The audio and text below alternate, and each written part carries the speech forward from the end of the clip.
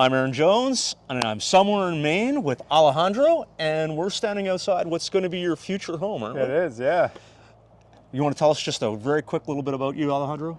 All right, so I'm a Maine guide. I lead pack rafting trips, and I've been living in Maine for about 20 years, and we're building a house here in Orono, and we're working with Croft.haus. They are the builder. Yeah. All right, well, you're going to show us some great details inside, and I'm looking forward to it, but obviously well insulated. So we're looking at a floor that's probably in the neighborhood of R80? I think R98. R98, very cool. So the walls are R60, the roof is R90. They've made panels, sent them off to be tested, and that's what they got, was 3.8 per inch. And what they do is when they're loading, they're counting bags that are going into a roof panel, and they kind of have Bag count, yes. like a density standard based on that. Is there anything special you want to tell us about the design or your process of getting here? Yeah. So the really cool thing about working with Croft is if we kind of look around at the different parts of the building is they are pre-designed volumes. So this building to our right is a 500 square foot volume. The big one right here, each floor is 800.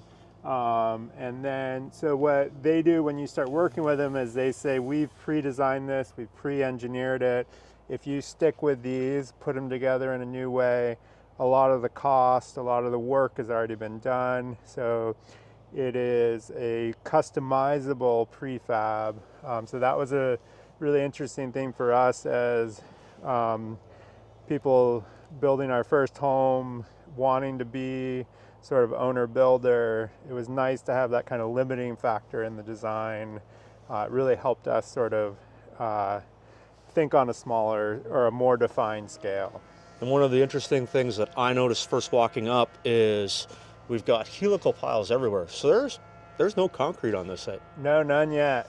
Yeah, the helical piles we're excited about for two reasons. One, we wanted a pretty quick turnaround from earthwork to building. So we put our driveway in, we cleared the site in November, and the first construction started in December. Then the other thing is, yeah, concrete, major source of carbon output. We were just kind of interested in, is there another way to do it? And yes, there is. A double stud wall. There's some amount of like sheathing that goes through. Yeah, and if you go actually on their website, they have, you have to dig around a little bit, but they have like, it's like, they call it like the architectural packet, and it has that full panel image in there. Yeah, so it's like primarily like a, you know, a 2x4 like stud wall, interior, exterior. The exterior sheathing is spruce board on diagonal.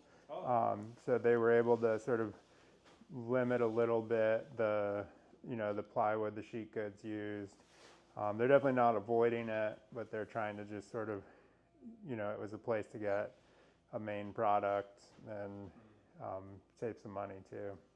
And this house, they actually, so the interior walls here, typically Croft does not build interior walls. There's a mix of them, like the closets are me, the stairs is actually them. This is one of their first ones. And upstairs we'll see they're actually using straw as a soundproofing insulation as well around the bathroom. We'll be running Lunos throughout. Okay. So you'll see in some places there's actually, we just ran PVC pipe through with an EPDM barrier on both sides. And then there's still some to be installed upstairs. This window here we can see is not taped off yet.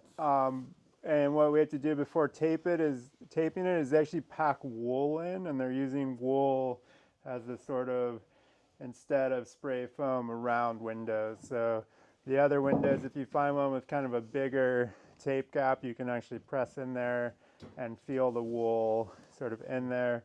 and it's just kind of lightly packed in there. It works really well as an insulation. And probably many of you have experienced this before, but it turns out Tescon tape on a window is a really annoying trim detail. Is where I'm at in the project in a lot of spots. So Croft also makes all their own roof They do. trusses. They Also. do, and So, unfortunately, we can't see one right Yeah. now because they make they're really interesting trusses. So I believe it's a 2x10 on top, a 2x4 on the bottom, and the 2x4 is floating down through. They're using screws that they have to be at least 18 inches to 2 feet long. They're running them on angles, and that's holding that 2x4 that we're seeing the staple line in.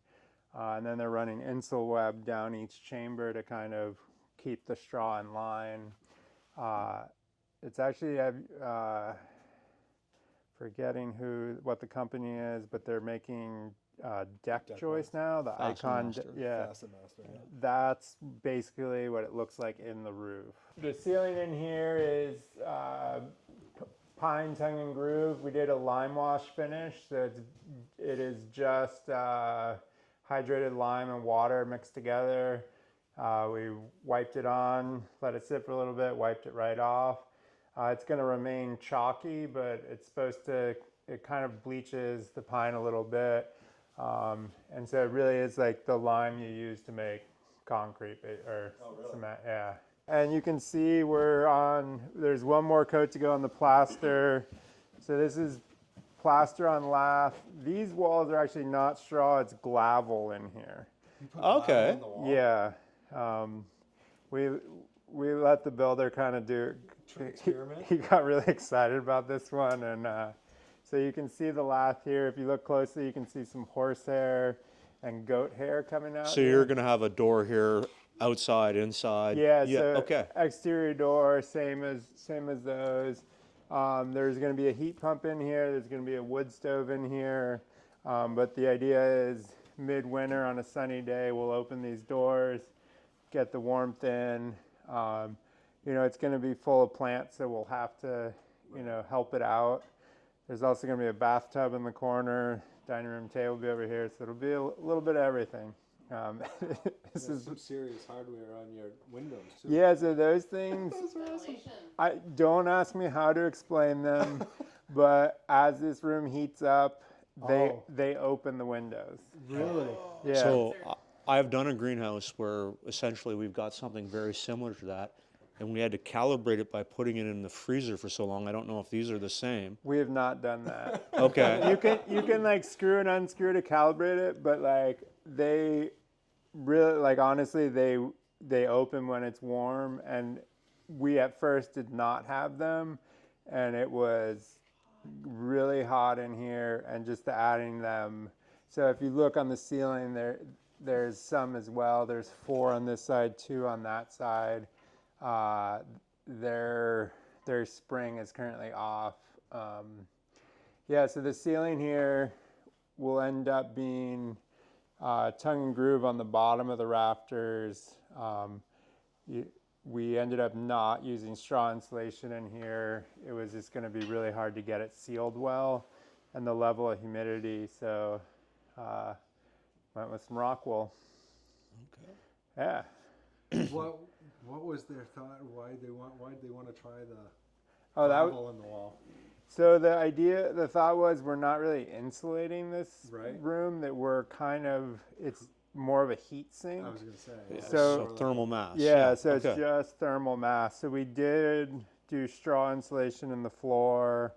We are doing like a little bit of rock wool, so there's some amount. And the greenhouse material has a pretty good R value. Yeah. Like it's better than Trapped single air, plane I was gonna say.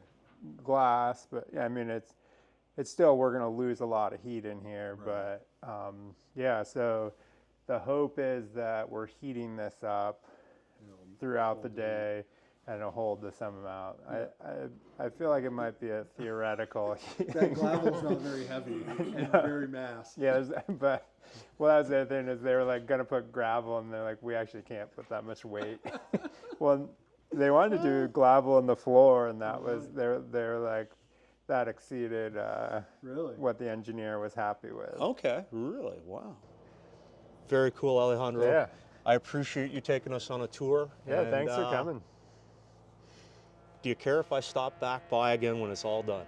Please come by All right, anytime. I am going to take you up on that. I'm going to be back. All right.